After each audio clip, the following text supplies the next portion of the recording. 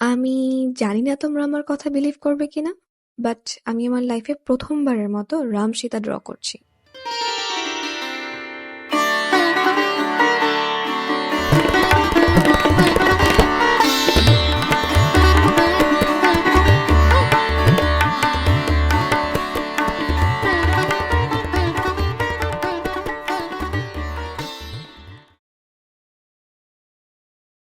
So high, আমি Mitu. Welcome to my channel.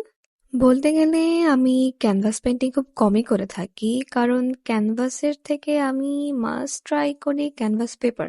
আমাকে যদি পার্সোনালি কেউ আস্ক করে যে তুমি কোনটা বেশি প্রেফার করো, আমি বলবো canvas paper. Obviously canvas paper আমি রোল ওয়াইজ কিনে নিয়ে আসতে পারি, বা আমার যেটা দরকার আমি সেভাবে কিনে নিয়ে আসতে পারি, অথবা আমি ক্যানভাস ক্লোথও অনেক সময় ইউজ করি। কেন বলতো? কারণ সেটা হচ্ছে কমিশন ওয়ার্কগুলোর জন্য।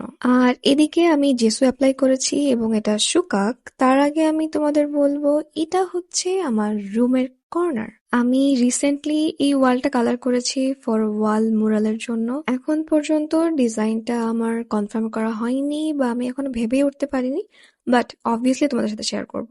আর এইদিকে আমার ক্যানভাসটা একদম উপযুক্ত ড্র করার জন্য, এবং আমি সবসময় আউটপুট দেওয়ার আগে সেই কাজটা বা সেই ড্রয়িংটা প্রথমে ড্র করে নিই, সেটা ডিজিটালি হোক বা হ্যান্ডমেড হোক। তার জন্য যেই সুবিধাটা সেটা হচ্ছে তোমার অনেকক্ষণ ধরে চিন্তা করতে হয় না তুমি কি আঁকবে কি আঁকবে, বা সেটাকে নিয়ে বারবার ক্লিনও করতে হয় না।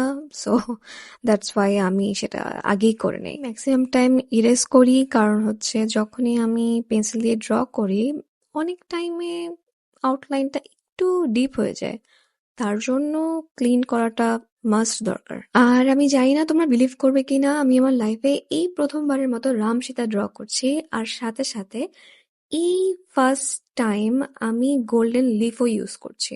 এটার উপকারিতা আমি তোমাদেরকে বলছি, সেটা হচ্ছে তোমরা যদি কোনো পেন্টিং করে থাকো তো সেখানে অনেক সময় হয় না যে কোনো একটা পার্ট তোমরা হাইলাইট করতে চাচ্ছ।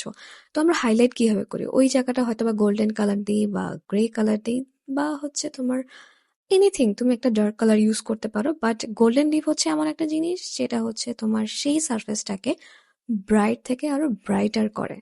যেহেতু আমি এটা প্রথমবারের মতো ইউজ করতে যাচ্ছি, তাই আমি বেশি এক্সপেকটেশন রাখছি না যে খুব ভালো হবে দেখতে বা প্রচন্ড সুন্দর লাগবে দেখতে, বাট ট্রাই তো করাই যায়, বলো। আমি যখনই এটা ইউজ করছিলাম আমি তোমাদেরকে বুঝাতে পারবো না আমার কি লেভেলের ভয় লাগছিল যদি একটু উল্টাপাল্টা করে ফেলি। বাট হ্যাঁ, ঠিকই উল্টাপাল্টা হয়ে গেছে। ওই যে দেখো, অলরেডি আমার নিচে ওই সাইডটাতে হচ্ছে অলরেডি আঠার জন্য লেগে গেছে। বাট কি করবো বলো, যেহেতু ইউজ করেছি তো করতেই হবে। সো হার মানা যাবে না। সব থেকে ফানি ব্যাপার যেটা হচ্ছে, এই পেপারগুলো তোমার ক্লিন করার জন্য একটা আলাদা টাইপের ব্রাশ থাকে, বাট যেহেতু আমার কাছে ছিল না তাই আমি আই শ্যাডো ইউজ করার ব্রাশ ইউজ করছিলাম। কিন্তু এই কাজটা করার জন্য আমি আমাকে খুবই অ্যাপ্রিসিয়েট করব, কারণ হচ্ছে আমি আমার কমফোর্ট জোন থেকে বের হয়ে এই কাজটা করছিলাম। তাছাড়া দেখেই নাও আউটপুটটা কেমন এসেছে। আমি তো বলবো ফার্স্ট টাইম অনুযায়ী ভালোই এসছে।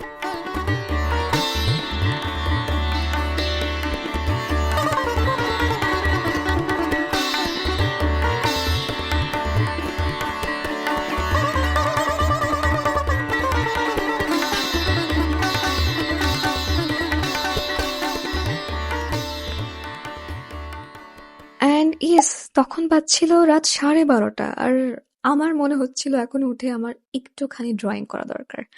তাই কোনো কিছু না ভেবেই আমি কালার করতে বসে যাই, কারণ আমার কাছে লাগছিল যে রাম সীতার যেই হেয়ার পার্টটা আছে, তো আমি ভাবছিলাম যে একটু কালার এক্সপেরিমেন্ট করা যাক, বাট করার পর মনে হচ্ছিল যে কেন করলাম। সো আমি আমার ফিশুর মতো হতাশ হয়ে ভাবলাম, না, সকালে উঠেই করা যাক। বাই দ্য ওয়ে, ওর নাম কিন্তু আমি ফিশ থেকে ফিশু রেখেছি, তোমরা কিন্তু অন্য কিছু মনে করো না, কেমন? এবং হ্যাঁ, অবশেষে আমি স্যাটিসফাইড তাদের হেয়ার কালারটা নিয়ে। তাছাড়াও আমি তাদের বডির কালার আর হচ্ছে ড্রেসের কালার মোটামুটি সিমিলার হয়ে যাচ্ছিল, কিন্তু টাইম টু টাইম আমি জিনিসটাকে একটু চেঞ্জ করে ফেলেছি ফর গ্রেডিয়েন্ট ইউজ করে। আর আমি এখন তাদের ড্রেসের কালারটা অ্যাপ্লাই করে তোমাদের সামনে আবার আসছি। আমি চলে এসেছি ফাইনাল আউটপুট নিয়ে, আর দেখো অলরেডি আমার বেস কালার পুরোপুরি ডান। আর নাও বাকি জাস্ট হচ্ছে তোমার আউটলাইন।